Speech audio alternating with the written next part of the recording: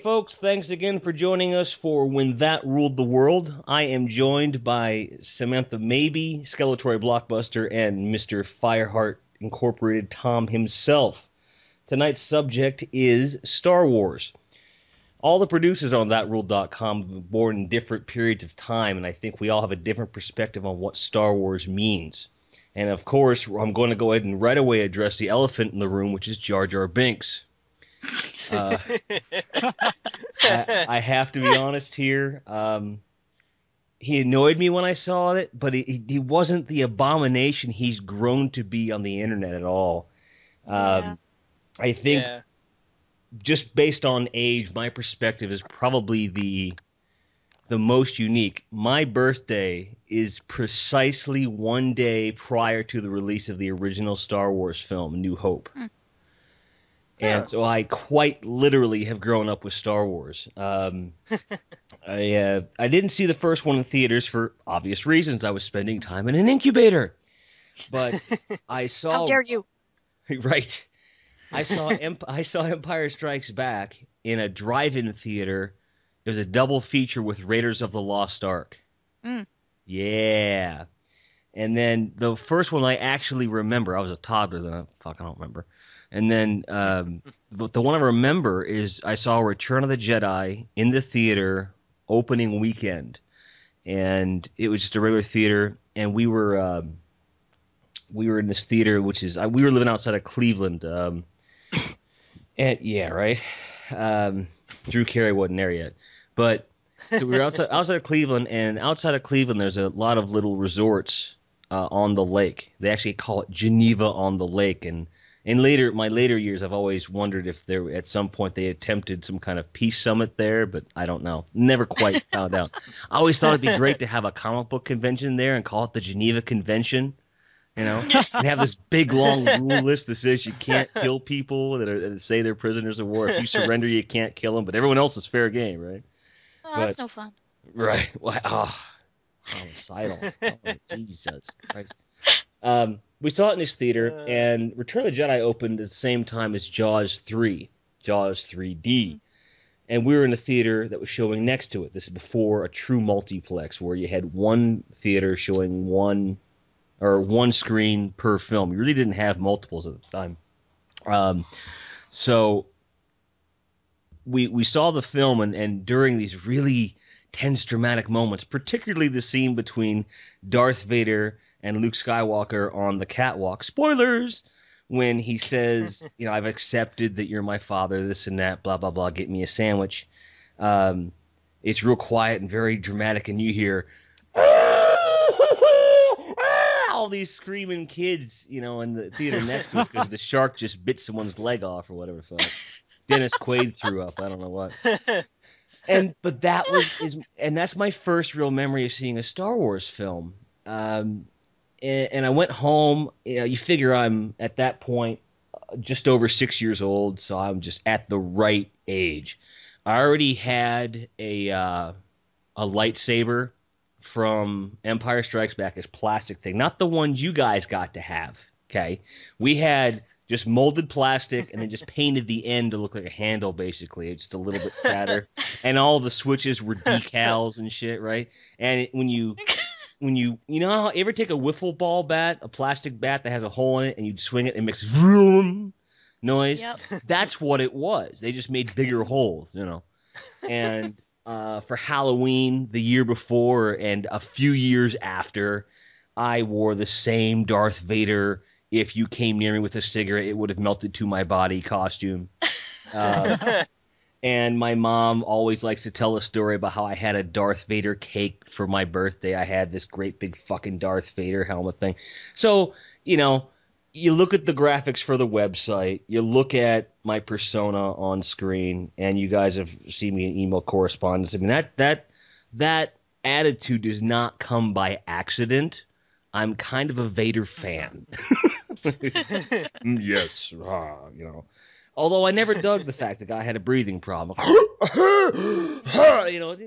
some Primatine Mist or something. Fuck, I don't know. But so I was the right age. I was really into it. I did live with that knowledge that we didn't know if Darth Vader was Luke's father or not. Mhm. You didn't know, and you're like, what the fuck? Mhm. You had to wait 3 years, you know. I make the same argument when it comes to albums. Like people will say, they'll look at a body of work of a band that's been around, and say, well, they'll cherry pick. I like this record, but not that record. This record, but not that record. When they didn't get into the band until 12 albums in, it's easy to do that. It's the same thing with Star Wars, I think. That it's easier to criticize the original trilogy given that you weren't there. You didn't have to wait. It established so many things we now regard to be standards and, in some cases, cliches. It's easy to forget that they were the first to do it. So I always try to keep perspective on that. And then moving into when the prequel trilogy came out, I saw all the idiots lining up and all this stuff. And I want to tell a story now that I have never told in public. I've told a few people. I have to turn my ringer off. I'm going to tell a few people about the story, but never in a public forum. It was the second night that the movie was in theaters that we still had lines going, right? I had the opportunity to see it for free or go on a date and possibly get laid. I think Sam knows where this is going. I didn't see it in the theater. I'll leave it at that. And I don't regret it, because when I did finally see the film, it was on videotape, and this was in DVD. It was brand new. They hadn't even released it on DVD yet, so I had just gotten it, and I had the THX mastered widescreen videotapes, which getting a videotape in 16:9 format was really rare back then. So I was really hardcore collector. So I saw it with my dad in our home theater. It was awesome. And then moving forward, and I'll discuss the prequels more when we get to the round table end of it. So I'm going to pass the buck over to Mr. Tom Fyrehart. Go. With me, I guess the fact was when I was little, I like knew the originals existed, but I think it took until I'd actually seen the prequels to actually go back and properly watch them. Like I think I'd seen bits and pieces, but I actually don't think that I was diehard a fan enough to actually go back and watch the original three until way after. Because I remember when I watched them like again this year, because I was thinking I don't even think I've seen these the whole way through, and so I went through, watched them all, and there were certain things I was like, this actually happened? I don't remember this. Or at least, I think it might have been I'd only seen like A New Hope and Return of the Jedi, and I'd never seen Empire Strikes Back the whole way through. So that was really weird going into those. But yeah, I don't think I ever... Oh, no, wait. I think the only movie that I saw in the cinemas that was a Star Wars film was Revenge of the Sith. And that was after having played the video game that came out on PS2 about it. So I was like, okay, I've got some idea of what's going to happen. And then I guess to certain bits, and I was like, wait a minute, there wasn't a fight here. What the hell's going on? Which was kind of silly that I didn't realize, yeah, games don't necessarily follow the movie plot exactly. Which I was like, okay, that's a lesson learned. Mace Windu and Anakin do not have a lightsaber duel. They just needed to give you something to actually do in that time without playing as Mace Windu. And yeah, like, I actually remember at the same time I went back and watched The Phantom Menace thinking, this is gonna, like, I liked this when I was a kid, and I think I actually had a novelization of it, and that I probably didn't even read. knowing me. But I ended up watching A Phantom Menace back because I've seen how much shit it gets. And I was like, okay, I'll go into this with no expectations, considering last time I saw this would have been like not all that much longer after it actually came out. Or like by the time it was on video or something and rented it. And I was like, wow, this is not as bad as people keep making it out to be. Red Letter Like, Media. I must say, I actually tried sitting through that guy's reviews, but I just couldn't. It's not that they were too long, but my Oh, God, come that on. voice. You're a That ginger voice. mustache. Your attention span's about as long as, an ant's toenail, for Christ's sake. Well, I guess that probably explains why I try not to make extremely long videos, but yeah. Yeah, like, I watched it back and I was like, oh, that wasn't a jab at anyone. I just don't think I can make videos that would keep even me entertained that long. But, yeah, I remember watching it back and thinking, okay, if anything, at least Jar Jar will probably be something that annoys me. And I was like, he isn't as annoying as anyone's he seems to be like the Antichrist of Star Wars as far as most people are concerned. And it's like, no, he's friggin' not. I mean, yeah, he's pretty obnoxious, but that's kind of the point. They needed but when someone... Robot Chicken ejected him out of a Star Destroyer, I pissed my pants laughing because I really wanted to see that. Well, like, it's like, at the same time, I don't really care if people give the character shit, because it's not like, I don't really give too much of a crap about the character. But it's like, come on, guys. He was purely made for comic relief. What do you expect from George Lucas at this point? I mean, like, I Do you guess really want it's the just answer the to that fact that... question? Yeah, Well, yeah, no. I guess it's just the fact that as you brought up before, in a way, I wasn't waiting like so long for the prequels to come out, because I didn't grow up with the originals. So I usually give people that actually did a bit of leeway when it comes to that, because it's like, okay, you were actually waiting for this. I wasn't. I was like 9 the year this came out, or like 8 or 9 the year this came out. So I didn't really care.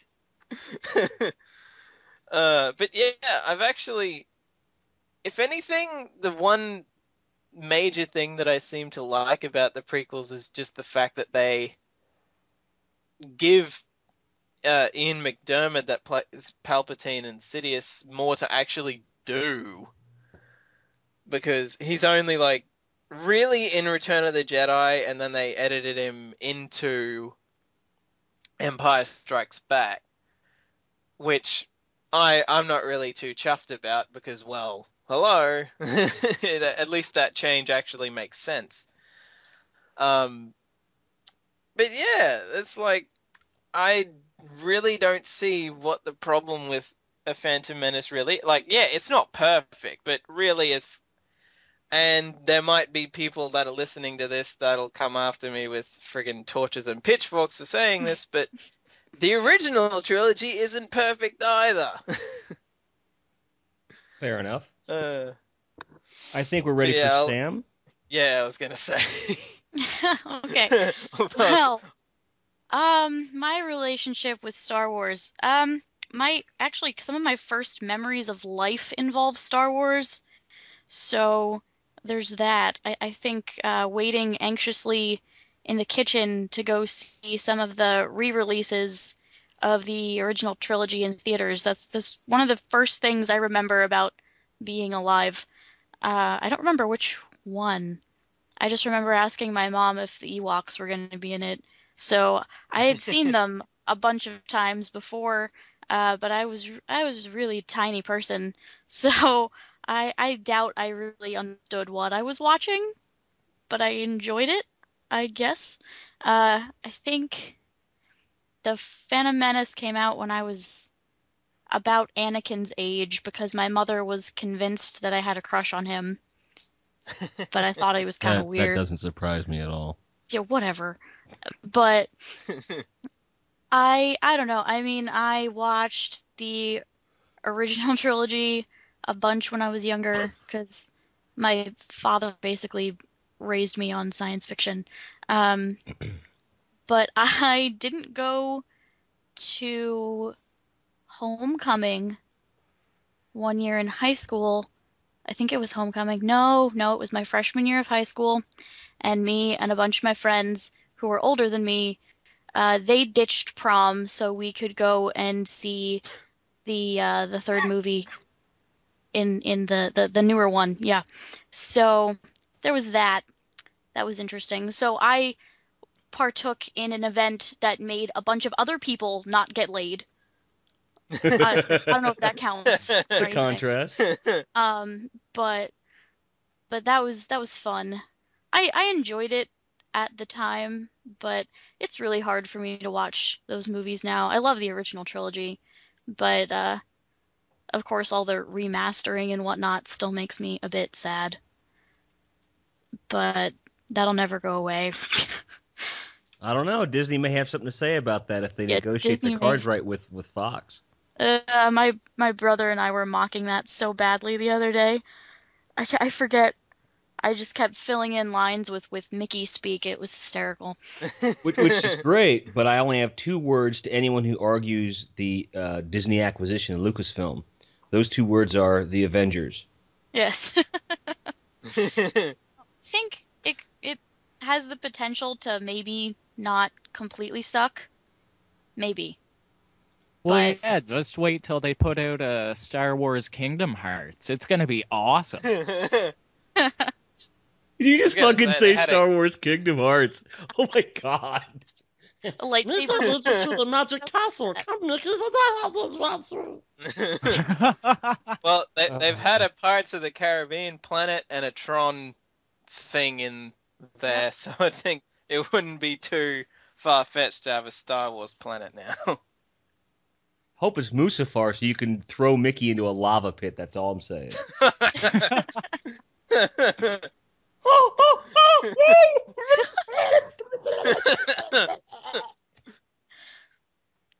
I think Troy is up now.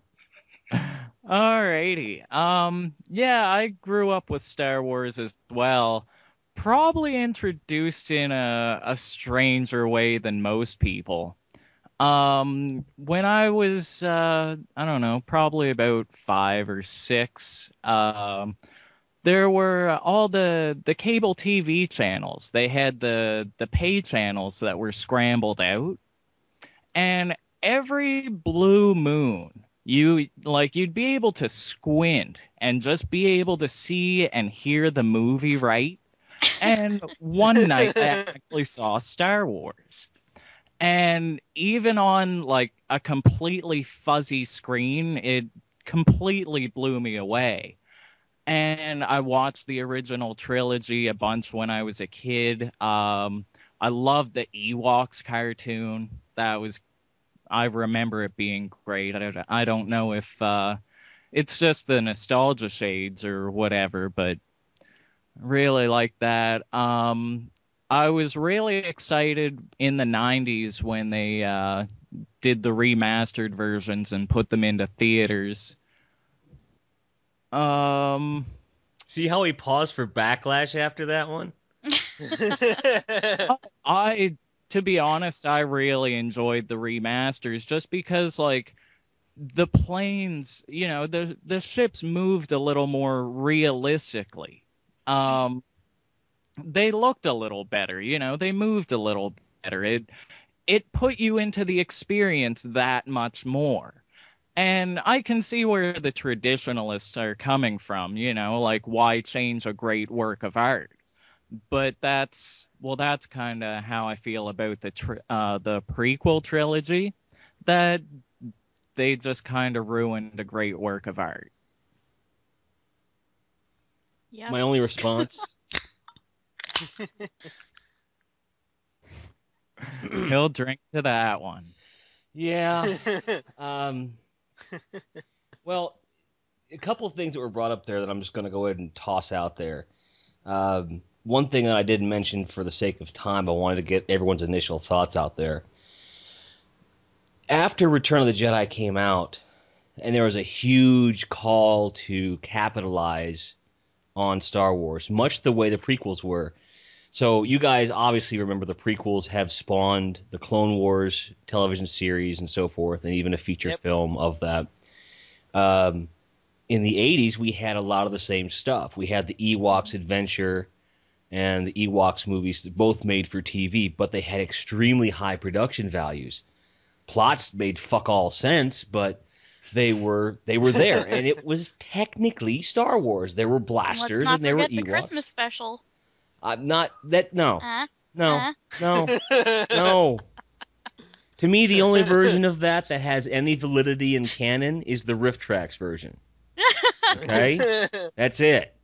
That's as far as I'll go with that conversation, because I didn't even know it existed until about 2 years ago myself.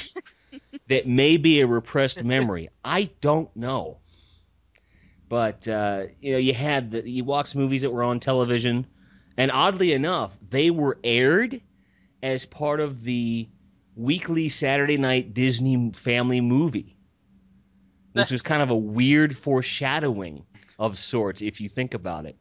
There was also a cartoon series on ABC Saturday morning called Droids. You guys are like, what? I vaguely remember that. Yeah. It almost sounds familiar. Think, shit. Yeah, Tom, remember the heater ran last time? I gotta turn it off. But I will say that it ran relatively short, like 2 seasons, and was slapstick kind of Tom and Jerry, but for C-3PO and R2-D2. So I'm going to go ahead and toss a question out there. You guys talk amongst yourselves while I get this darn thing to shut off. I probably will edit this out, but fuck it. What were the first Star Wars-related merchandise you remember owning yourself? Ooh. Damn, that's a tough one. My initial guess is some form of a lightsaber, but it was probably like jointly owned between my brother and I, so I really don't. I mean, do like the Princess Leia buns count? Because it was just my real hair, but I mean, it's still kind of a trademark Star Wars image, right? I had some of the action figures.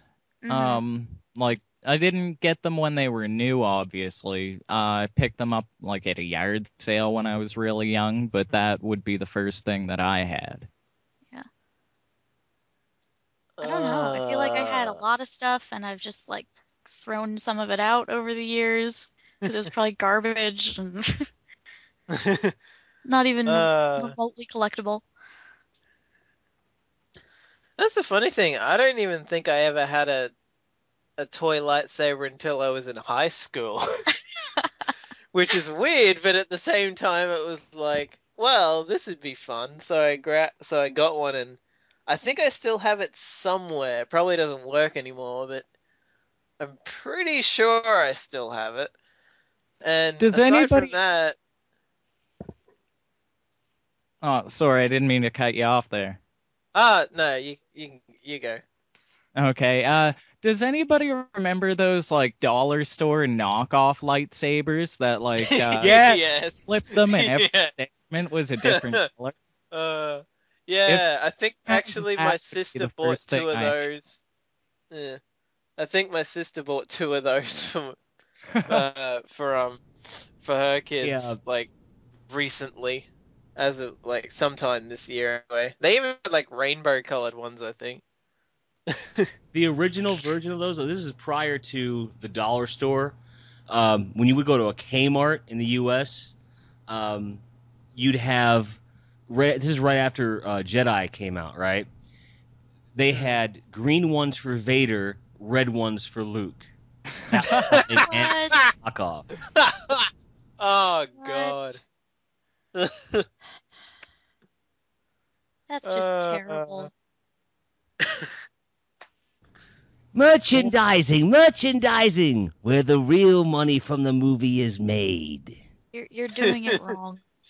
That you do it correctly. Baseballs the flamethrower. Yeah, he did it with an Australian accent, so I don't want to hear it. I can't do a Mel Brooks doing yogurt. I can't do it. Merchandising. You have to put some weird emphasis on things. Ah, Jesus Christ. I did have, since we were talking merchandising, I did have an awful lot of the original run toys, but the bulk of my collection was from Empire Strikes Back, where Luke had bleach blonde hair. What? And I had a memory where at some point the dog had gotten the lightsaber and digested it. So at some point we were at a restaurant, and I don't remember what it was my mother or father got. They weren't drinkers, so I don't know where it came from. But it came with this little yellow rapier sword that was just the perfect size. And I said, Dad, can I take that home? And he says, all right. We went home, and sure enough, that handle fit perfectly in his little molded hand. So, for many moons, and as long as I had those toys, Luke's lightsaber was a yellow rapier sword. It's kind of badass. Because then if you think about it from a design standpoint, how the rapier, the hand guard is a curve that goes along the knuckles. What if you had little tiny light generators at each knuckle that put little tiny spikes of lightsaber out? Yeah. Stopped you cold. Kind of an awesome idea. Yeah. So I did just remember another one though. I distinctly recall my brother and I constructing Lego pod racers when I was little and racing them around the house for days on end. But I always got the crappy one. So when you would do the racing for days on end, you were doing a scene for scene recreation of the original pod race stuff. Right. Got it. We were all about, canonical accuracy when I was 5. Extra points for excellent diction. Excellent diction. For those in the audience and panel that do not know, our very own Samantha Maybe does have a degree in neuroscience. So cognitive neuroscience. Excuse me. See? So smart she can correct me. I also have 2 minors. Point of interest. Yes, and I have seen the minors, but I'm not going to divulge them. We have to keep some level of mystery. Does anyone remember those? I think it was at Pizza Hut. They used to. They would have done it over there as well, where they had those huge Star Wars cups where it'd be like a sort of shoulders up thing of certain characters. I think it was mainly just sort of like C-3PO, Vader, and yeah, I remember those. And then like the straw would go through them or something. The thing that comes to mind about that is, do you remember a couple years ago the big to-do there was about the kind of plastic they were making water bottles out of, and how you shouldn't have those water bottles anymore because the plastic breaks down in the water and it could poison you? I'm just gonna draw parallel there and stop. Here, have a Chewbacca glass. Star Wars. Misguided Star Wars fan dies by drinking vodka out of a 30-year-old cup. I didn't know. That's like the lady here in the States that died from drinking too much cup water. Anymore. What was that, Troy? I'm sorry. So I shouldn't use my C-3PO cup anymore? Probably not, sir. I still have that. I got it from the movie theater. Better than American plastic. I'm just saying. No, but I was just at Disneyland last summer, and I swear they had R2-D2 thermoses. So They may still be alive and not kill you. Well, not every kind of The plastic thought is of bad, an right? R2-D2 thermos coming alive and not killing me is actually more frightening than an R2-D2 thermos coming alive and killing me. Because what are you going to talk to an R2-D2 thermos about anyway? It can't beep. It's made of plastic. Everything, dude. Did anyone here have access to a Yoda Furby? No, I had so many No. Furbies though. I used to have so That many explains Furbies. a lot. Those things are creepy, man. I don't know why I ever liked them. Ugh. Oh God. The creepiest noises, man. I had 4 or 5 Furbies. I knew a It's guy too that many would raid Goodwills to buy them just to starve them. Like he went out of his way to traumatize fucking Furbies. Now, I hope he never got a hold of a Yoda, because can you imagine? Feed me soon, you will. Oh God. Suck your dick, I will. How you get so big eating food of this kind? Yeah. Clearly, I have the more stable adulthood, having grown up with the original trilogy. Clearly. I do find it. I Go do ahead, find it interesting that like people always complain about the prequels and that, and then you go back to the original trilogy, the one that seems to, at least my favorite out of them, and one that seems to most people I talk to agree that the best one out of those is Empire Strikes Back, and George Lucas was only a producer on that. Which is also a very compelling argument with what will be the new trilogy. I think that I don't think that George operates in a complete vacuum. He did for the prequels, but the aftermath, I think he kind of stepped back. There was an interview, I was telling Tom about this last week, with Mark Hamill, where he said that a year ago, George Lucas sat down with him, Harrison Ford, and Carrie Fisher, and he informed them under a shroud of secrecy that he had greenlit 7, 8, and 9 as of last year, which tells me that he was talking to Disney then. You don't make a $4 billion deal in one meeting. You just don't. Okay. And to those that don't know, he is taking every last red cent of that sum and donating it to American education development. Which, wow. Yeah, gained my respect back pretty quick. I was like, okay, all right, cool. Build an empire and then give it back to the people. So, a lot of people were giving him crap for that because they just thought he was taking the money and running, and there you go. Yeah, he's not taking a piss at all. He said it. The whole point of his retirement was to focus on philanthropy, because he built his whole family. Generations of his family are set for fucking life without this deal. You know, billions in the bank when this happened, right? So the idea of him making another $4 billion, he was like, let's do something really important. So he went ahead and said, fuck it, I'm going to put it. I'm sure he didn't say fuck it, but who knows? He may have. He might. But I think it's great, and I think it also takes it takes a big guy to admit that your dream has grown beyond you. I think he knew that probably midway through production on episode 2, and said, fuck it, I have to see. That time he said, fuck it.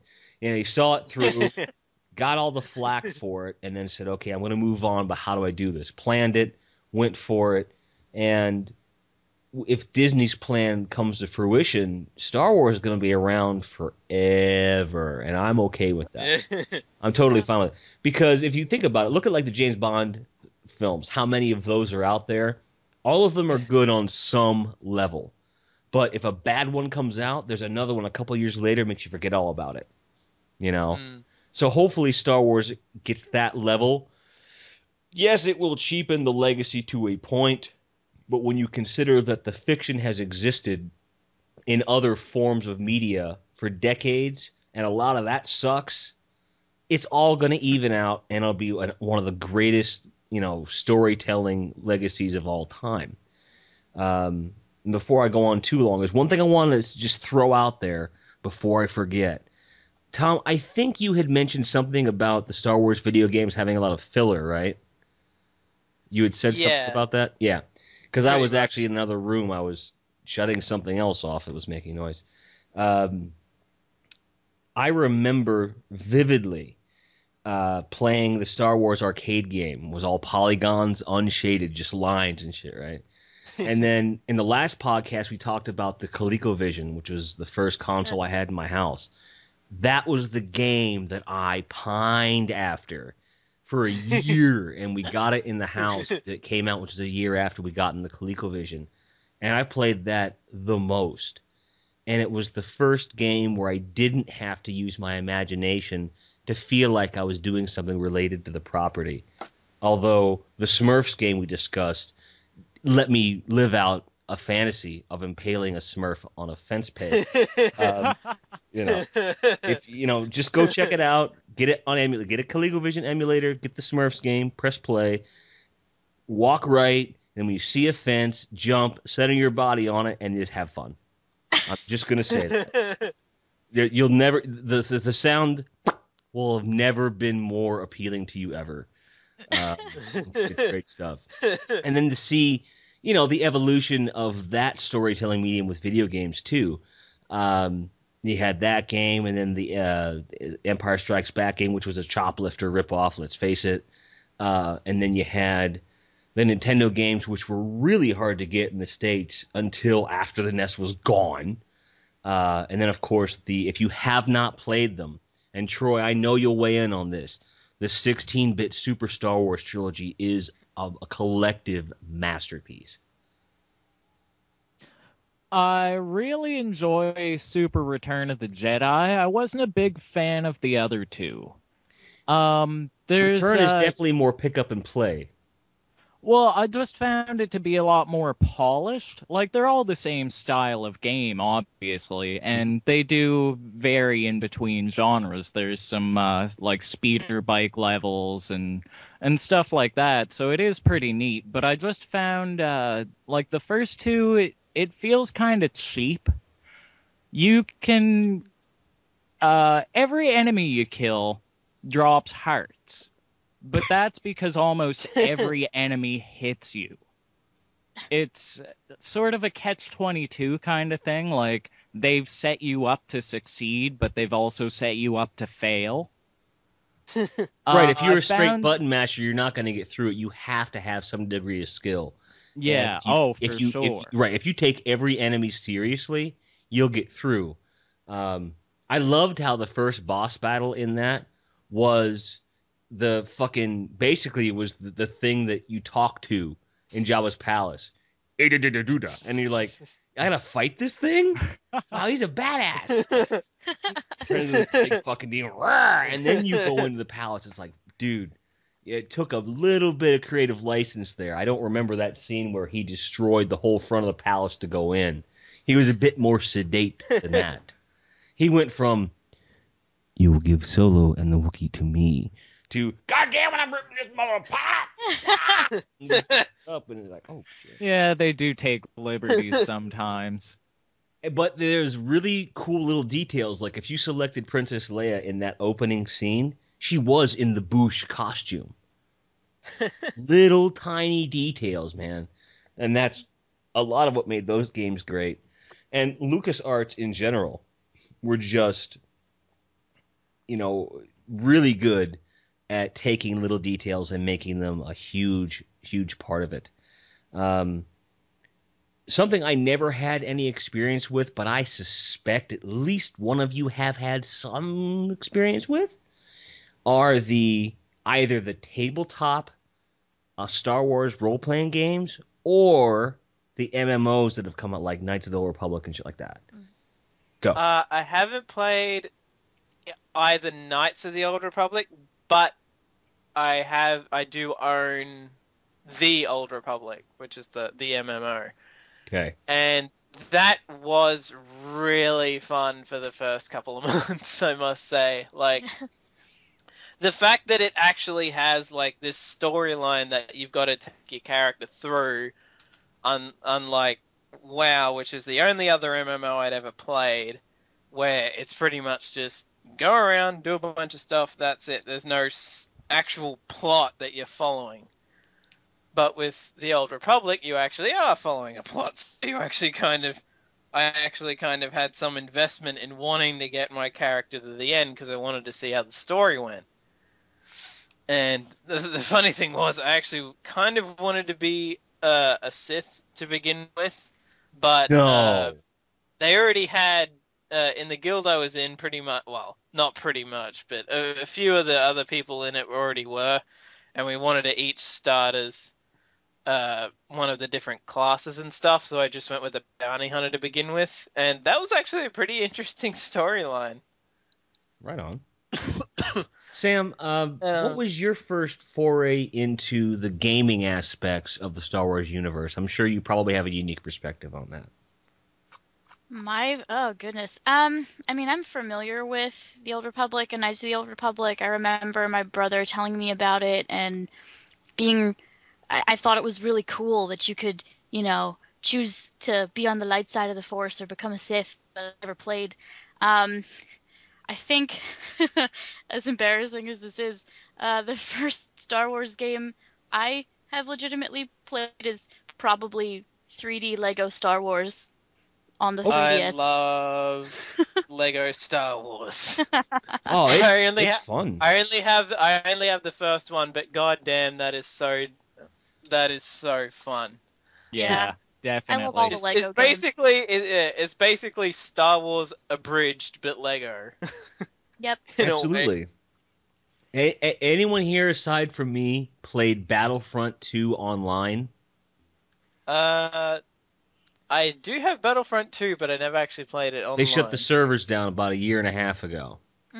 Little Miss Gamer did a big blog about it, how she basically divorced herself from Lucasfilm and Microsoft because of that. LucasArts and that. You missed out, kids.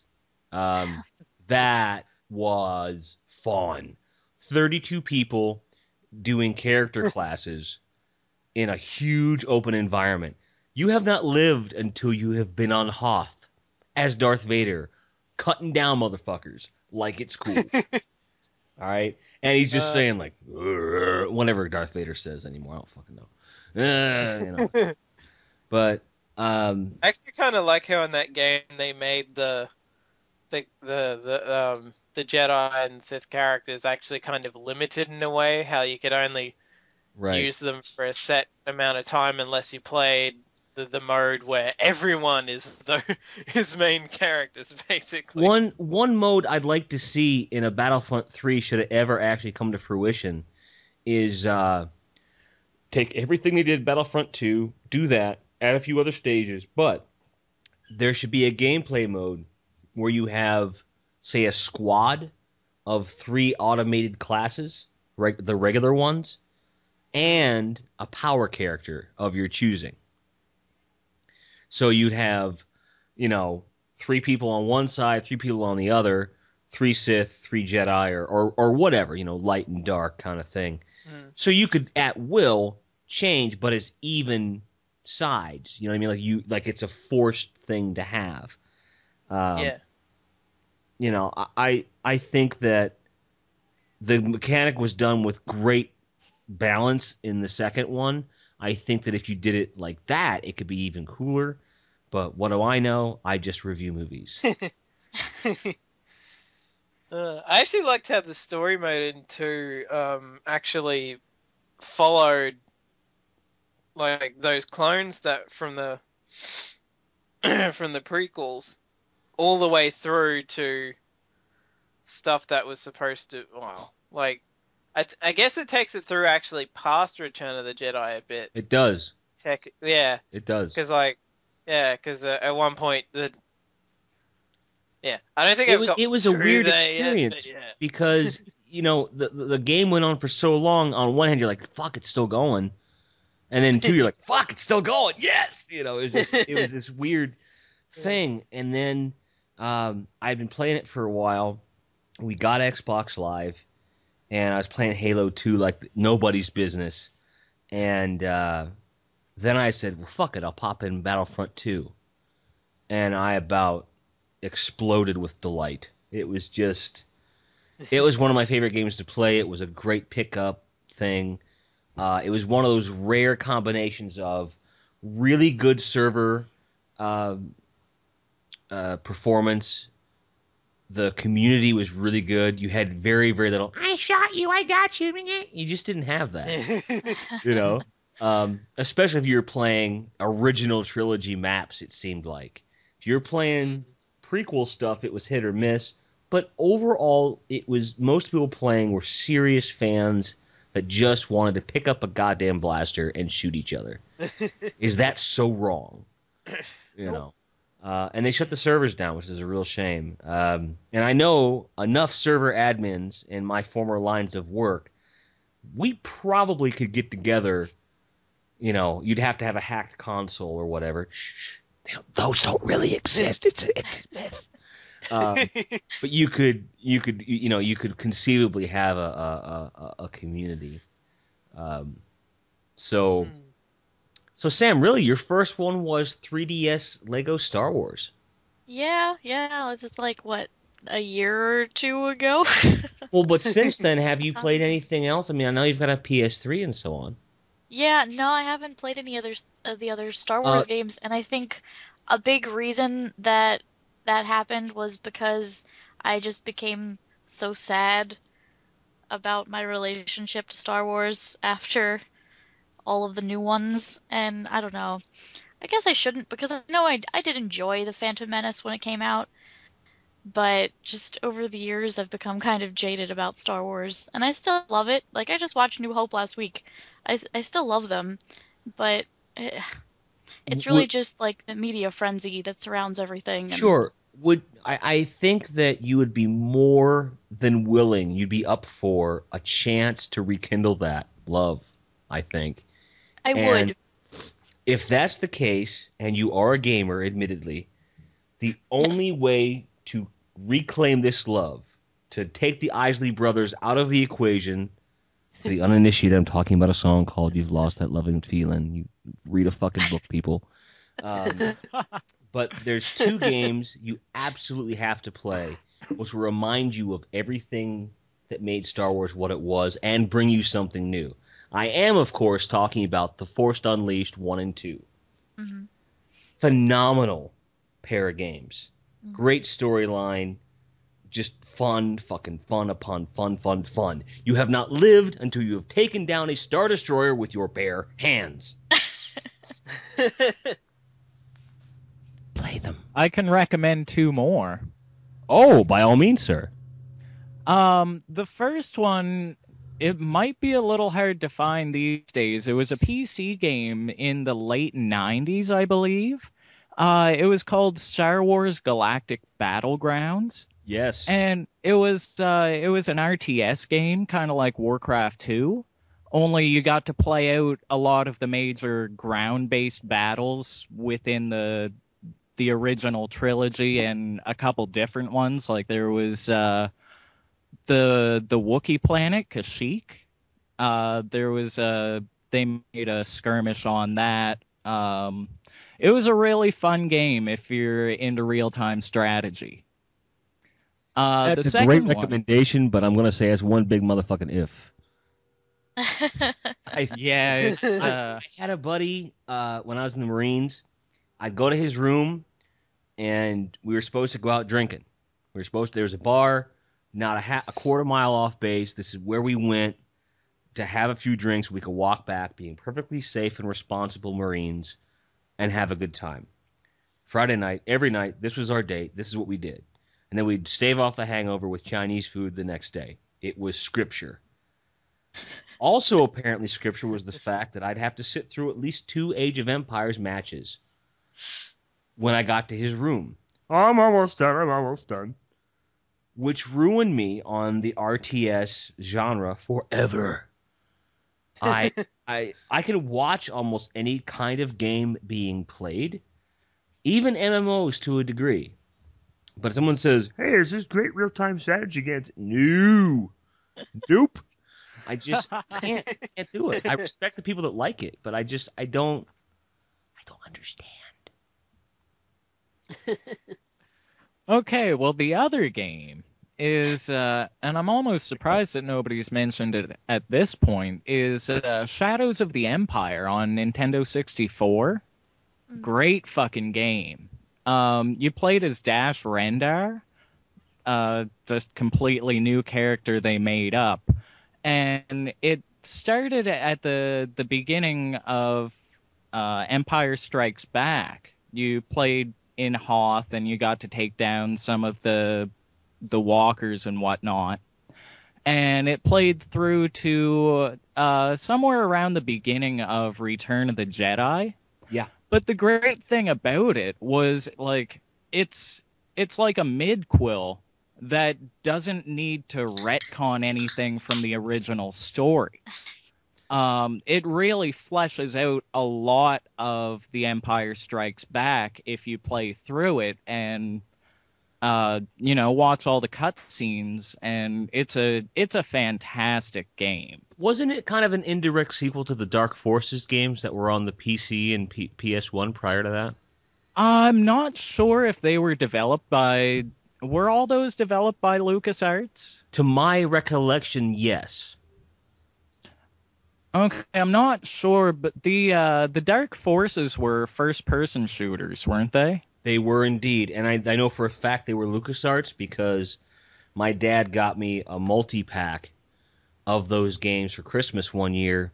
All the Dark Forces stuff, there was 3 games in that saga. Then you had TIE Fighter, X-Wing, and there was a third in that series as well, which were basically Sims. It was like Wing Commander, but it was X-Wings and so on and so forth, etc. ad nauseum. So yeah, those were all LucasArts. In Shadows of the Empire, I am reasonably certain that was LucasArts as well. But don't hold me to that. Okay. They're similar, but they're also different enough that I don't think that they'd be considered the same continuity. Okay. Like, That's as fair. part of the same series, I guess they'd obviously be part of the Star Wars continuity. But I only ever played the demo for Dark Forces, so I'm not sure how the storyline of that plays out or when it's even set within the universe. It's a lot like Shadows in that those games kind of go in and out of different time periods. I believe, and if anyone knows, you can correct me, I believe Dark Forces was around New Hope, and the second one was somewhere around Empire, and so on. And I'd be remiss if I didn't at least mention Jedi Academy for Xbox, which happens after Return of the Jedi, has some great post-original trilogy canon, which some people have already mentioned even on the That Guy forums about, if they don't follow that storyline, it's going to be horrible. I'm like, I know 2 other people have played that game, okay?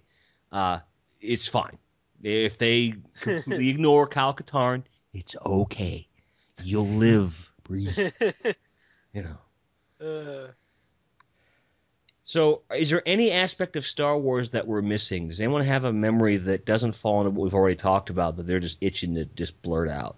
Well, I kind of have one. A couple weeks ago, my best friend and I got into this really heated argument about the nature of magic, and so we ended up talking about whether or not the Force is equivalent to magic in most mythologies. And I don't think we ever really came up with an answer. I mean, I know I have mine, but it is an interesting question. It can kind of go both ways. Yeah, because it all depends upon whether or not you subscribe to the midichlorian theory. Right. If you don't, I would say unequivocally yes, it's magic. If you think the midichlorians are part of it, it would be more alchemy than magic, depending upon how you look at it. As far as in concept, where it's magic meeting the physical, so more metaphysical than supernatural and other big words. What was your argument? What was your side of it? Well, it all started with this T-shirt that had 5 people that were supposed to be wizards on it, and we were arguing about whether or not some of them were wizards, and one of them was Obi-Wan Kenobi. And there were a bunch of people commenting on the T-shirt saying he's not a wizard, he shouldn't be on that shirt. So I kind of fell on the side that yes, it is a magical kind of thing, just because the way that they talk about manipulating it and how it's kind of a piece of everything if you're just aware enough of it. But the midichlorians definitely do kind of cloud the entire issue. And well, if you look at midichlorians, like they're the quarks that hold matter together. Okay? And I feel that anything that people would equate to magic, if we knew more, if we had more knowledge of what it was, okay, that you could scientifically explain it, not explain it away, but explain how it is accomplished, whether it be through power of will, manipulation of matter, energy combinations, whatever. And I think the Force falls into the same thing. I think that midichlorians simply are a representation of a concentration of what you have the ability to manipulate. Meaning the chair across from me, if there's 1 midichlorian in it, per milliliter, well, that's not a measurement of matter in a chair, but we'll go with it for now. Versus, say, my game console, because game consoles are fucking magic, it has 500 per milliliter. That has a far greater ability to be manipulated by the Force, but that is scientifically measurable. It's quantifiable, yeah. Exactly. It by no means does it make it less of a magical trait to be able to manipulate those forces, even if the basis of that magic is based in, and I'm being redundant here, just in physical phenomena, or even the metaphysical, which is physically explainable, if that makes sense. Which it obviously doesn't. No, it makes sense. Okay. I think it's interesting too, because depending on where you're at in the story, like if you can pick a character, if we're going by the argument that the Force is magic, if you know enough to explain it, and it isn't if you can, then there are certain characters that would define it as magic and certain ones that wouldn't if you're a Jedi or if you're completely unaware of it. Like, Luke's aunt and uncle, they had no idea about that stuff. So one could make the same argument about fire. Yeah. So for you, if I'm hearing you right, that's a matter of perspective. It could easily be a matter of perspective, but I think it's difficult with the whole idea of magic in general, because if there is any possible way to explain it, then you run into this problem in any mythos. But Sam, you'll find the truths that we cling to depend greatly on our own point of view. Plus 10, achievement unlocked, Obi-Wan reference in the podcast. All right. Thanks for the setup. I appreciate that. You guys you actually can all talk at once. It's okay. Does anyone actually have like a definite favorite character from any of the movies? Well, it was your question. You go first. Number one. Well, I would actually have to go with Palpatine / Darth Sidious. I mean, the guy is just so friggin' evil. He's the puppet master, and he looks like he's having an absolute ball doing it. It's just amazing. And he's like the main reason the prequel trilogy, I think, actually still works is because it's pretty much just, well, subtly at first about his character, but then it comes all in Revenge of the Sith, where it's pretty much all about him, even though, yeah, there's that stuff with Anakin and whatever, but it's really just pretty much about him finally turning Anakin to the dark side, and it's just, he's so fucking amazing in that role. Okay. Troy, what about you?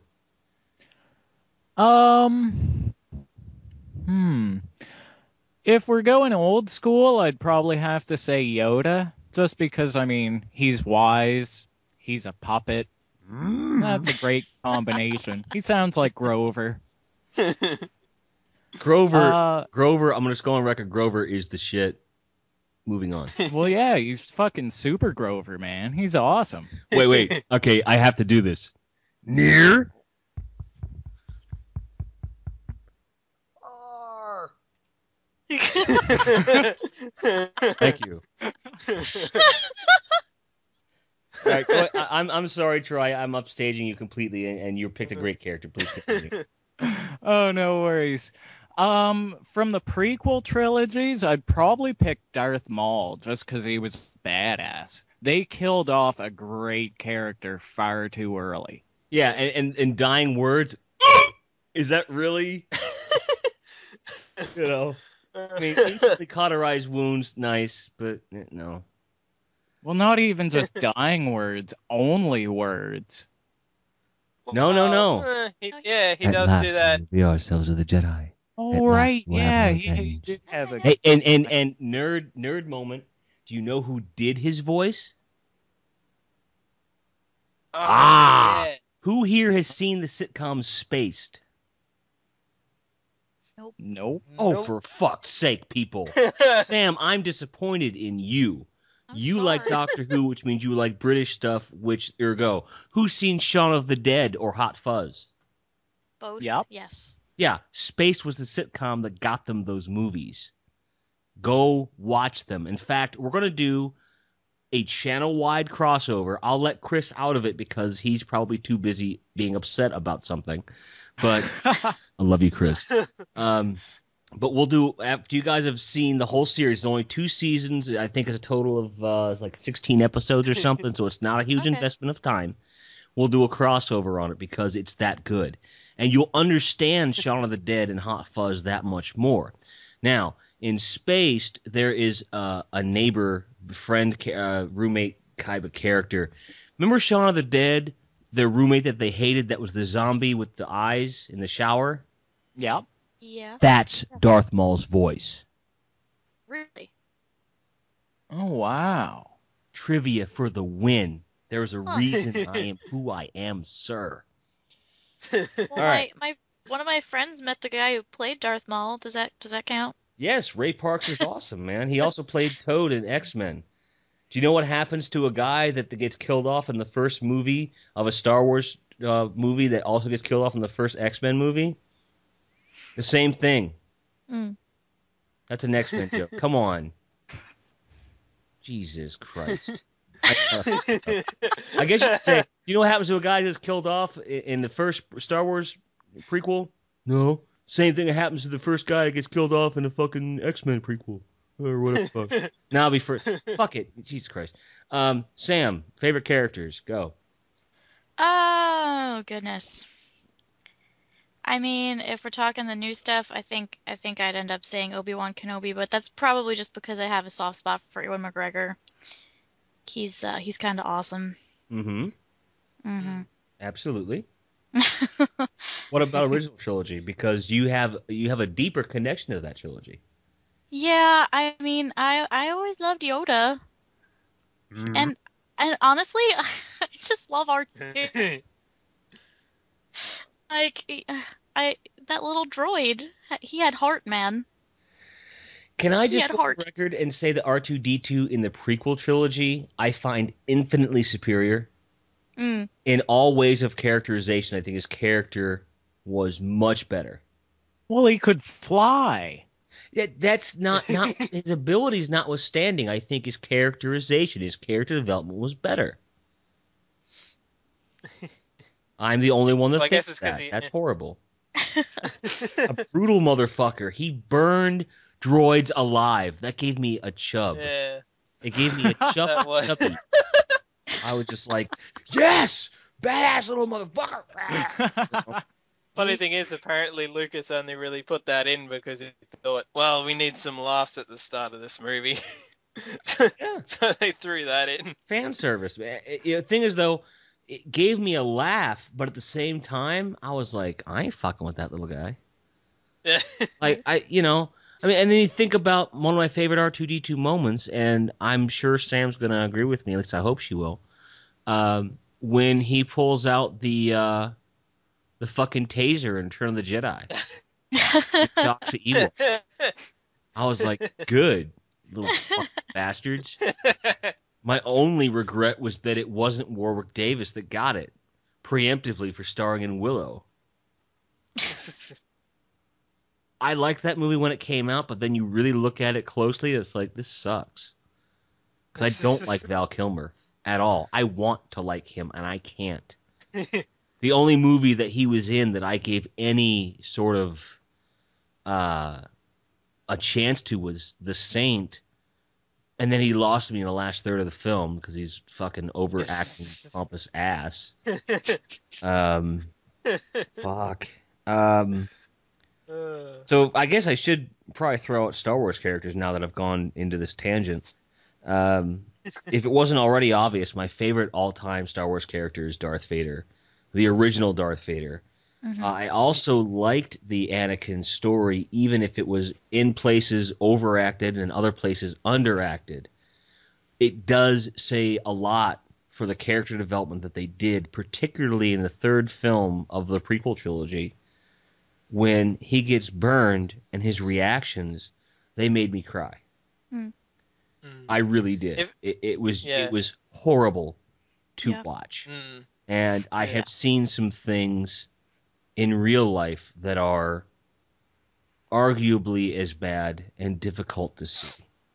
That was hard to watch because this guy had tried to do everything right. In his own mind, he was doing the right thing.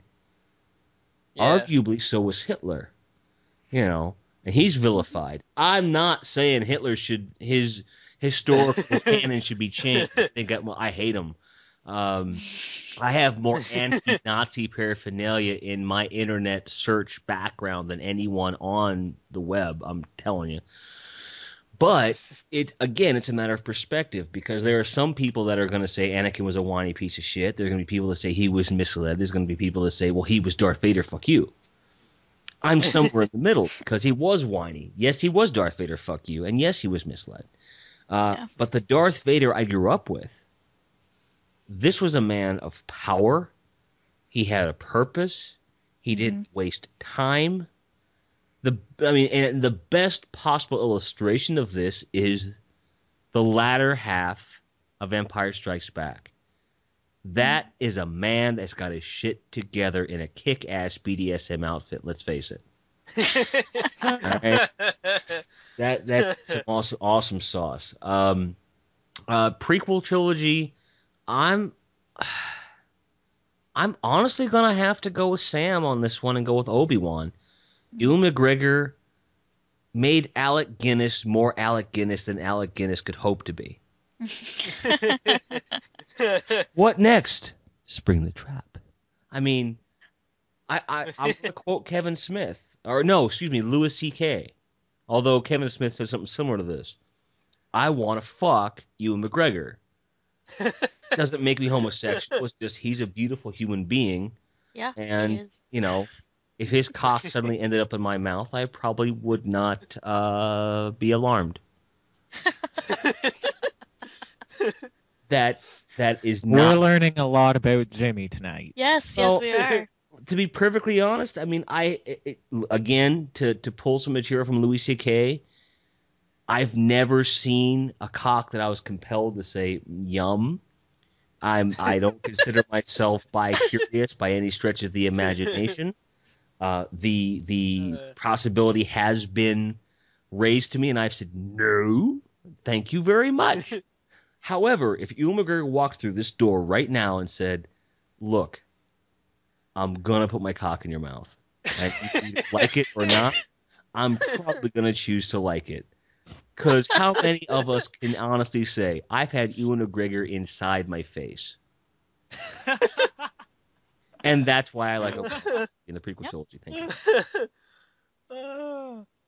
But yeah, the thing with Hayden Christensen, it's like, I think the problem was, with his acting, he's good at the angry stuff. I like his stuff when he's supposed to be either conflicted or just outright pissed off, because he plays that really well. But it's just all the other stuff, it's like, not convincing enough. There's just no subtlety at all. Like, Blech. I don't think he's a robot or anything. He can do some emotion, but yeah, it's just that those little sort of like stuff people brought up when they've said that he's robotic, when it's like he's trying to have a romantic scene with Padme, and it's like, it's just like they could. And the funny thing is, apparently George Lucas went with him because he figured, oh yeah, this looks like a guy that could turn to the dark side. And I was thinking, that's a bit backwards logic, don't you think? Shouldn't you go with someone who looks like they probably couldn't? Like go with someone who can play the innocent, so it's more like, okay, we take this kid who kind of has a bit of a dark side, because that's the point. He's always supposed to it was not just this guy's, oh, I'm so pure, and shit goes down and he's like, okay, I'm evil now. Or at least he doesn't think he's evil. Well, then And, this is an interesting line of questioning, though. Let's do some fantasy casting. Consider that it is 2002, and you're tasked with casting a teenage Anakin Skywalker. In a perfect world, who would you pick? And yes, you can use a time machine. The reason I say this is because when I was in middle school and we'd be on the bus, we would have fantasy casting for different comic book movies. Here's how I'm just going to say this so you guys can have time to think. Here's how we cast X-Men. Professor X was played by Patrick Stewart. Mm-hmm. We had Rogue being played by some porn actress, I'm pretty sure. Well, because she had the hair. She had the hair is what it was. She had, like, the big hair, and for whatever reason, that was the deal. You know, and it doesn't take much to go, sugar. You know, come on, let's face it. But the big thing, the big one we had was we felt that Wolverine would be best played by a young Clint Eastwood. We thought he was perfect. And this is before the X-Men cartoon came out on Fox. Before they even had the voice that was a direct ripoff of Clint Eastwood, you know.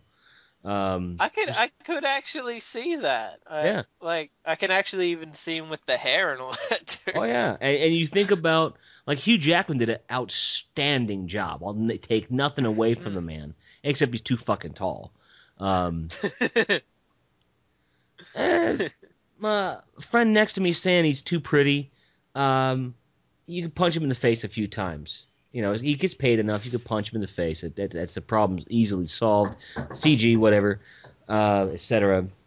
But as for Star Wars, perfect casting for Anakin Skywalker as a teenager in 2002. You know, there's a lot of different arguments one could make for that role, and it really depends upon you know, what you think the actor's capable of, because it goes beyond the visual, because I think there's a lot of actors that could play it really well that don't look right. Like Tobey Maguire as Anakin Skywalker would have been great, but visually I don't buy him in the role without a lot of makeup. Does anyone have any ideas? I do. I can't think of his real name right now. Describe him. Darn it! It's the guy who played Simon Tam on Firefly. Forget his name. That's not the redhead guy, is it? No. No, that's Alan Tudyk. I was going to say, not the pirate God. fucking dodgeball. There's no way that was Anakin Skywalker. No. Oh, Crap. Sean Mayer. Okay. Yes. And the internet prevails yet again. Okay, why do you think he would work? Well, I just was really impressed by his performance in general. Not that there is a single character in Fly whose performance I'm not impressed by, but I think he does the character you're not sure you can trust kind of thing really well. Just the pilot of Firefly is perfect evidence of that you really have no idea what's going on with this guy. So I don't I find his performance really moving, and like I feel like he can pull off the subtle moments and make you feel for him, but at the same time, if he had to, it'd be really easy for you to hate him too. Okay. So I don't know. I just think he has the chops to do it, and he has a good jawline. I threw important. Tobey Maguire out as an example. He's not my pick. My pick, without a doubt, without a second glance, would be easily Matthew Lillard. I think that he's tall enough, he's lanky, but he's got a frame that you could build the muscles up and all this stuff. He's got a range on him, Wing Commander film notwithstanding. If you haven't seen it, there's a Sony movie he was in called SLC Punk, and if that is not a casting tape for Anakin Skywalker, I don't know what is. Wow, I haven't heard of that movie in a long time. It's in my top 10, and it's on the short list for That Ruled, so look for it. And the reason that I can, because I do the movies where I love them, but I can rip them apart. The reason I can rip that movie apart is because I grew up in that scene. Granted, more of the crust punk than the hardcore punk that they were doing, but the scenes are similar enough. And there are some things where I'm like, no, that didn't happen. But great movie. If you haven't seen it, go check it out, SOC Punk. And that is definitely something I think he could pull off. I think that guy is just cursed with bad roles. That is the one role he was in that I was like, fuck yeah. 13 Ghost, fuck off. Fuck that movie. But I think that we're going way out of order, obviously. Fuck, I don't care at this point. But Troy, who would your perfect Anakin Skywalker be? I've been trying to think of somebody, but for the most part, I watch cartoons, so I don't even know real actors. What about Michael Bell, who did the voice for a lot of the early Transformers and G.I. Joe guys, who also did acting, most notably for nerds in the pilot episode of Star Trek The Next Generation. He could have done it in a younger version of himself. Boom. Well, the joke answer that I came up with, that the more I thought about it, the more I thought that it was actually a half-decent choice, would be Macaulay Culkin. What? From the Good Son. Please don't tell me you're going to use The Good Son as a reference. No, there was I don't know. I don't remember the name of it. He did a movie with Seth Green, and they played a pair of transvestites. I think I know what movie you mean, but I don't remember the name either. I'm suddenly very frightened. I think that's the only movie I've seen him in as a sort of teenager / adult, whatever. Yeah, and I mean, granted, it's not the best example for, he'd be a good Anakin, but if you find that movie, you'll see he's got some range. It's, okay. I don't know, it's kind of unfortunate when people just get typecast as child actors and, everybody just thinks of him as the kid from Home Alone or the Good Son because those are the big ones that he's done. But yeah, I've seen some things where he wasn't too bad. So yeah, I'd go with Macaulay Culkin. All right. Tom?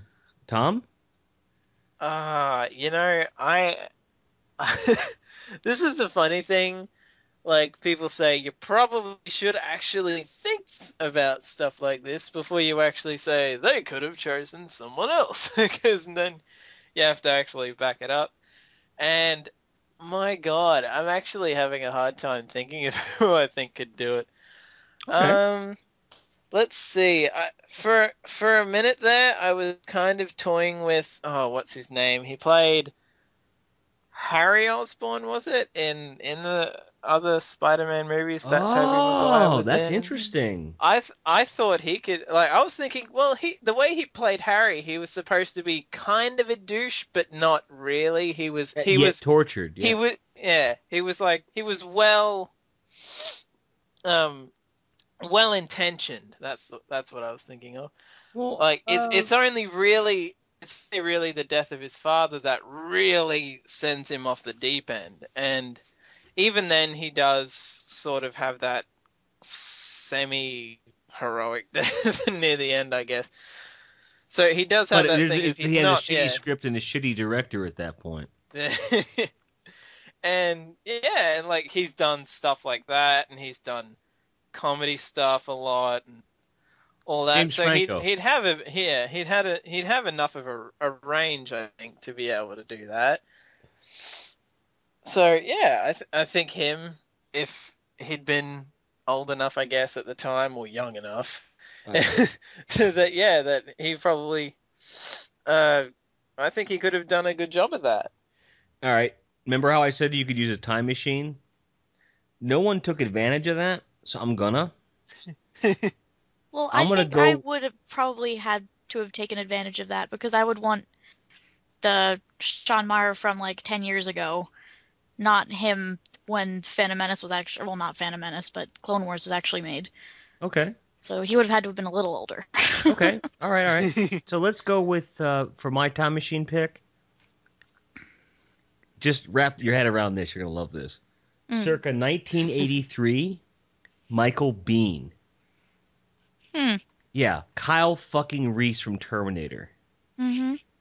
Yeah. Think of him with a little I can see Padawan that. twist and all that shit. Oh, yeah. Can you imagine him in the Darth Vader voice? Come with me if you want to live. You know, that's great. That's awesome.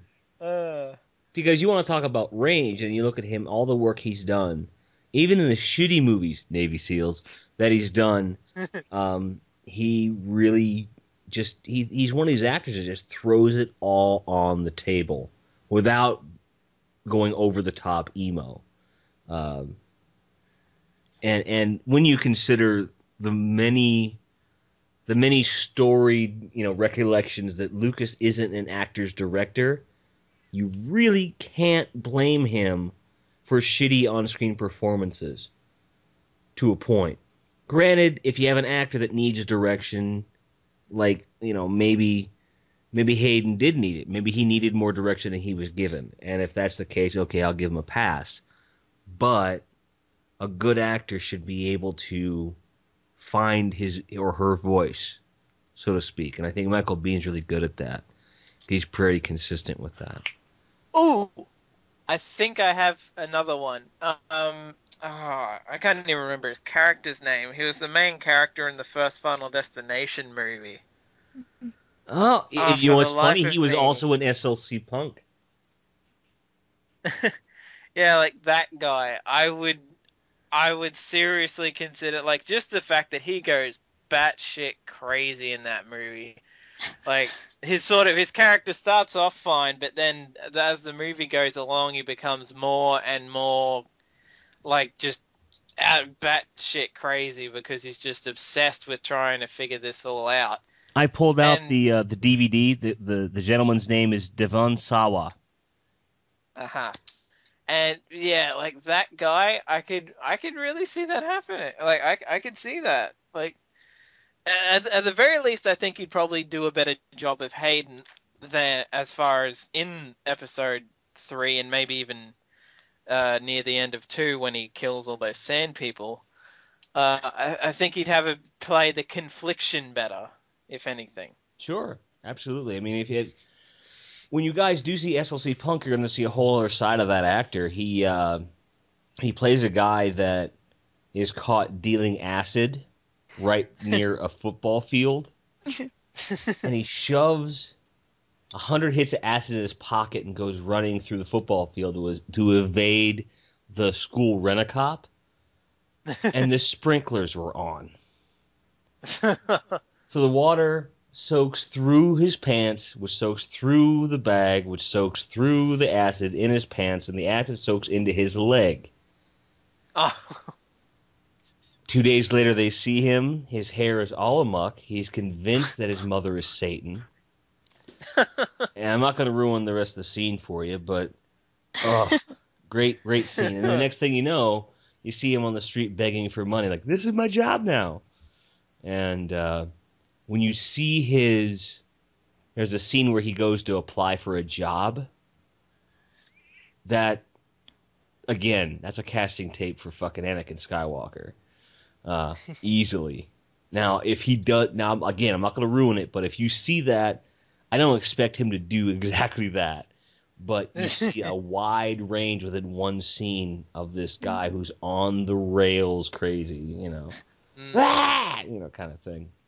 Yeah, I think that's kind of the problem with Hayden, is that George didn't cast someone who had enormous range, because really you did for that character. You needed like a lot more range than Hayden has anyway.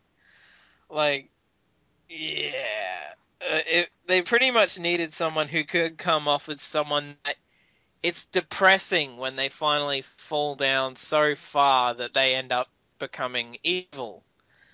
So, yeah, that's pretty much the main issue, I guess, with Hayden, is the fact that when he does turn, it's not as surprising.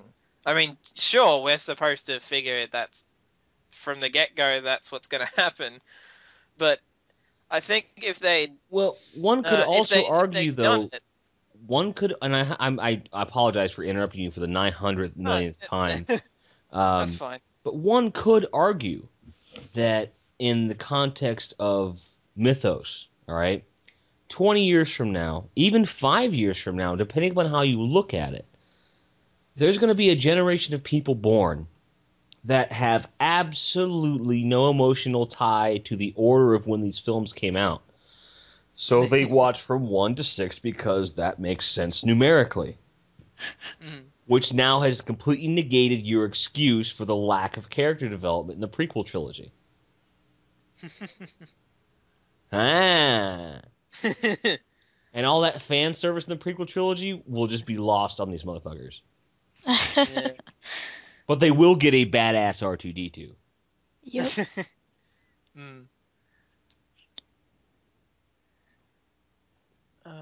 You know what awkward silences are? That was it right there. All right. I must admit, as far as since we're talking about like casting and stuff, Keira Knightley, I never noticed she was actually in A Phantom Menace. Like, I swear to God, when I went back and watched it and found out that it was her playing the stand-in Padme, I was like, shit, really? Holy Yeah, it crap. freaked me out too. I honestly, I I did don't not think know I that. knew that until this past summer. And I just kept staring at her. She's like, "What are you doing? Get out of Star Wars. You don't belong there." It's weird. Get out. Was that Amityville or was that Poltergeist? Though you know what the funny thing is, I actually think she could have been a better Padme than Natalie Portman. I'm gonna call bullshit. I think that the cardboard dialogue and complete lack of direction is what made Natalie Portman. Oh well, yeah. I think Natalie could have done a better job as well, but at the same time, I even remember something I watched yesterday. The guy that does animated analysis was like, usually even an actor can take a shitty script or a decent script and make it great. Morgan Freeman. Because like, I think the example he used was like Kevin Spacey as Hopper in A Bug's Life, and that he didn't really have a great script, but just the way he delivered it was amazing. K-Pax? And but yeah, generally I think, if anything, the only miscast kind of was Hayden in that, though. Like, Natalie was good enough for what she had, and hell, they even cut some of her scenes out because they cut out an entire subplot about the forming of the Rebel Alliance, basically. Which actually kind of, I get why, kind of, but at the same time, I think they should have at least left maybe like 2 of those scenes in, because Padme didn't really have much to do. There are some wonderful fan edits that do explore that plot line, Yay. which I actually fully endorse. Those fan edits. The Phantom edit is the one that's the most famous, and there was another one that I've seen that the title completely escapes me, but it was a complete re-edit. It edited the prequel trilogy into one cohesive film. It's about 3 hours, 15 minutes long, and I would say that 70% of the Clone War film, Attack of the Clones, was gone. I was gonna say, yeah. Edited every that's possible kind of the... instance of Jar Jar out that was unnecessary, and when he was on screen, altered his voice to a very deep, chef from South Park, Isaac kind of thing. Oh my god. And it was difficult to watch, but when he was on screen. However, they put in all those cut scenes that Tom's talking about, and it was, from a pacing standpoint, far more effective. Some of the cuts weren't great, but at the end of the day, it was a more satisfying story overall. And I'm not a fan of remakes at all. There's a few that I enjoy. Like, I enjoyed the Nightmare on Elm Street remake. I enjoyed the Friday the 13th remake. Who doesn't like seeing someone in a sleeping bag get thrown against a tree? That's entertainment, folks. I don't care what gender you are. I don't care how old you are. That's fucking fun. And think about that. If you have to die, and regardless of your belief or lack thereof in an afterlife, let's say there is one for the sake of this discussion. If you go to the afterlife, so how'd you die? Oh, car accident. How'd you die? Food poisoning. How'd you die? Oh, I was in a sleeping bag and some guy in a hockey match picked me up and slammed me against a tree. That is free beer and pussy for the rest of eternity. Okay? Yep. So that's great. But remakes, I'm not a huge fan. Occasionally they're done well. But I do think that the prequel trilogy could potentially be remade, if for no other reason than to even be more canonically, if you will. Canonically? Correct. Thank you. Correct. I think there's plenty of things. I think they focused too much on Anakin. It was not an ensemble as it should have been. Yeah. We know if he's anything, gonna I beat guess. the suit. I guess if anything, that is the main problem. He made him too much of the focus and didn't really let any of the other characters shine all that much. Because it like with Padme, the fact that she dies in the last movie, you might as well try and throw her in there as much as possible. Give her as much to friggin' do. And like, I guess if anything, I do find it actually kind of funny when you were bringing up that someone had cut out most of Attack of the Clones in some fan edit. That's a kind of funny thing where it goes, the best movie of the original trilogy is the second one, and the worst one of the prequel trilogy is the second one. I disagree. As far as I'm concerned, there is some stuff that I do really love that's in Attack of the Clones, but at the same time, I guess that's the movie where Hayden's acting kind of real. It's like, in Revenge of the Sith, it's not as bad, but it's more evident in Attack of the Clones for me. I might have to go back and rewatch them, and then my opinion might change. But yeah. Yeah, in the fan edit that I saw, this one little edit should give you an idea of what I'm talking about. When he's talking to Palpatine in his office, and he says, "I remember you told me about the Sand People." And what they do is they play back an echo of what happened at that point. It's a real quick little flashback. In other words, that entire scene, gone. But they referenced it because for the story, that's all it needed. It didn't need to be all, however, comma. When I saw that in the theater, the scene where Shmi dies and then he goes and kills the Sand People, that hit me between the eyes. Hard. Yeah. His acting sucked, but it wasn't him I was focused on. I was putting myself in his shoes. And it bears mentioning I had just lost my father 6 months before. And I was like, wow, I wish cancer was Sand People that I could cut down. So I'd have been like, if anything, that's the other thing. I probably would have had the same reaction as Anakin as well if that happened. I would have just gone, well, screw all you motherfuckers. So, you're all dead. If we want to be cold from a writer's perspective, and we're all writers, yeah, that probably could have gone away. However, in the context of the story in that film, I think it was effective.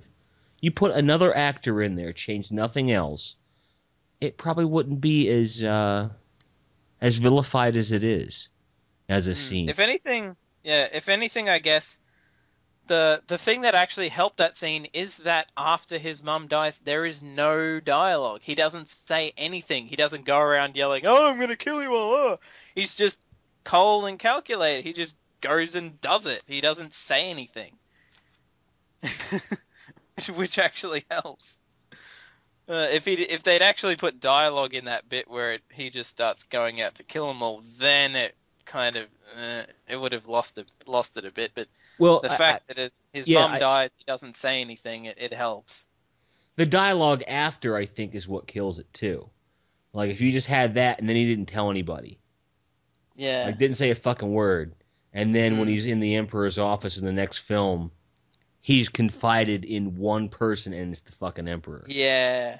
That, and Sam and Troy weigh in on this. Do you think that would have had a more dramatic impact? It's been too long, man. It's been too long. Sorry, yeah, I should probably rejoin this conversation at some point. I don't know. To be honest, I've been thinking more about these fan edits that you've been talking about, and I'd like to check them out. Because I would be remiss if I didn't mention that there's an entire community of fan edits, not just Star Wars, but of many, many, many films, and they are extremely cautious and careful about the fact that all of their films come with a pre-roll that states, if you do not own physical media of these films, we do not authorize you to have a copy of this film or to even watch this film. So to those listening that want to check it out, just look up fan edits. There are several sites. They make them openly available, but if you don't own the fucking DVDs, don't download it. Don't be a douchebag. Okay? There are a lot of different ones. I forget the name of it, Troy. If I remember it, I'll get it to you. It's worth a Sunday morning watch with donuts and coffee. I mean, that's granted. Trinity and Beyond, which is a documentary about the nuclear bomb, that to me is Sunday morning coffee watching. It's narrated by William Shatner, though. Oh. Yeah, I had you all at William Shatner. And that's a great film. I should probably talk about. One of these podcasts will have to talk favorite documentaries because I am a documentary fanatic. Go figure, right? But yeah, the fan edits in general, I mean, they're great. I've seen fan edits of other films, and I just like, eh. The only film that I felt really needed it were those, to a point where there's a prequel trilogy. People have done like fan edits of like Crystal Skull, and I'm like, there's no material to work with at all. Although Red Letter Media had a great point when they talked about the line part-time. The trailer and deleted scene show him saying, "You're a school teacher? Part-time." In the movie, it said, "You're a school teacher? Part-time." I'm like, what? And he's like, who the fuck thought that was a better take? Part-time. Part-time. Part-time. Part-time.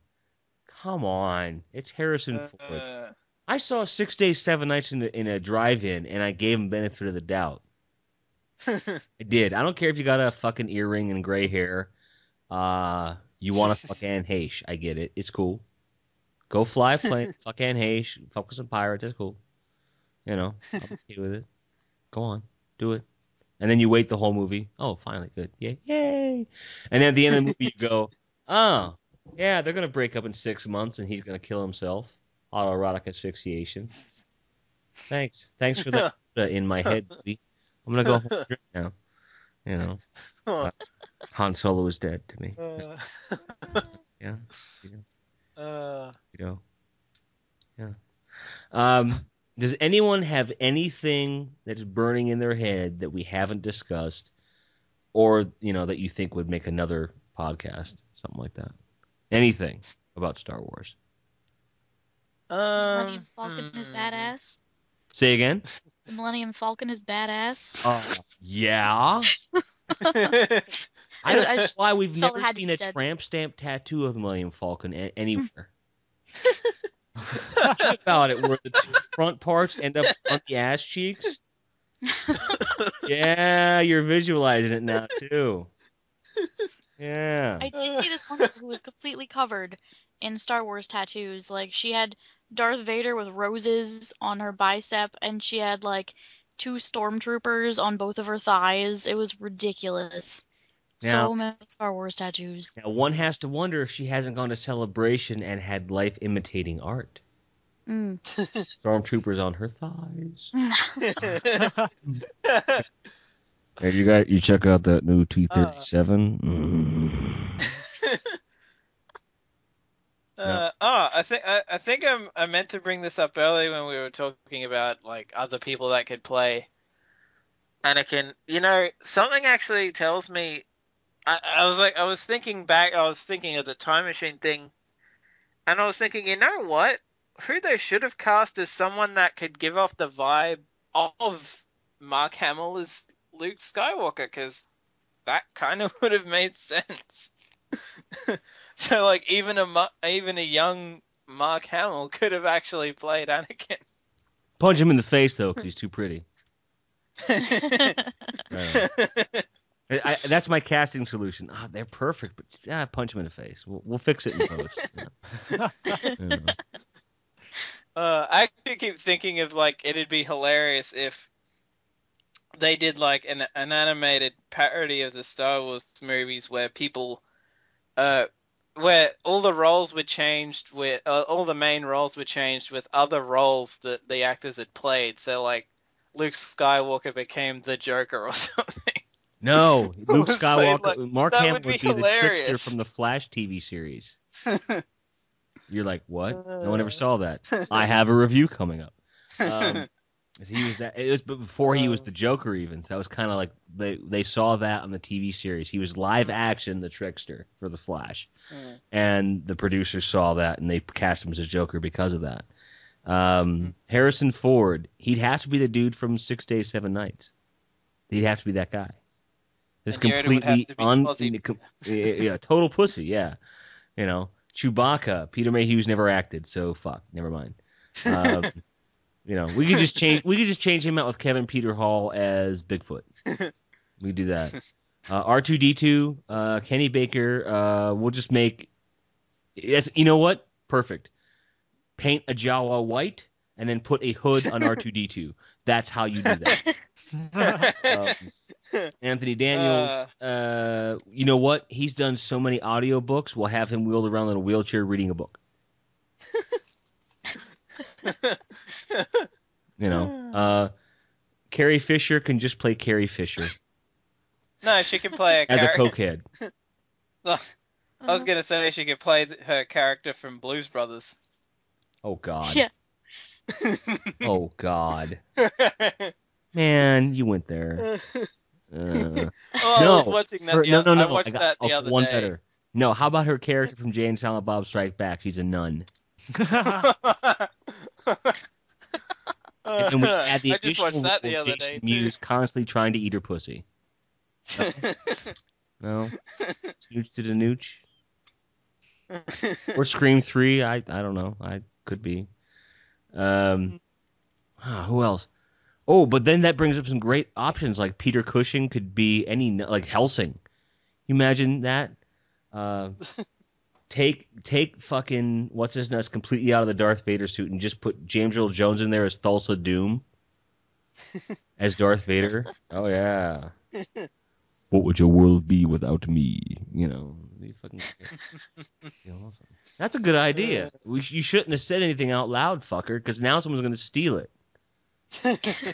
Someone hire an animator and copy. Well, yeah. I was gonna say, I figured someone would have done that on Newgrounds by now. Have like changed Yoda to like Fozzie Bear and shit like that. Oh! Don't try. That would be hilarious. Yeah. I think that's actually how I originally got that idea. Was like that would be hilarious. Like just one of the Muppets, Frank Oz, voiced as Yoda. That'd be interesting to see a Muppets parody of Star Wars. I can't believe that hasn't been done yet. Hmm? A Muppets parody of Star Wars. No, it has been done. The Muppet Babies cartoon. Oh, okay. Yeah, and at some point he was, Baby was Luke Skywalker. He's standing, looking at the twin binary suns. He's holding a blue hot dog for no good reason. It makes no sense. And Darth Vader was Animal. It just didn't make sense at all. I was like, all right, fine. It is what it is. But I think we're now talking in circles, and as much fun as I'm having, officially, I think we should wrap up the podcast. Since I fucked this up last time, I'm just going to throw it out there. When I say my name, the next person says their name. And so, thanks, Tom, for making me set that up. Sorry about that. So, for ThatRuled.com, when that ruled the world, I'm Jimmy TR. I'm Thomas Fyrehart. I'm Samantha Maybe. And I'm SkeleTroy Blockbuster. But hey, thank all of you for tuning in. We'll be having another podcast here very shortly. Not sure what it's going to be. We also have another show coming up in the very near future called Reviewers of the Lost Art. It is a podcast about reviewing by reviewers for reviewers. Not to twist the old tongue there. So look for that. And in the meantime, go to thatworld.com and watch the fuck out of everything you've already seen. We can use the money. Thanks. Take care, guys. Bye. Bye.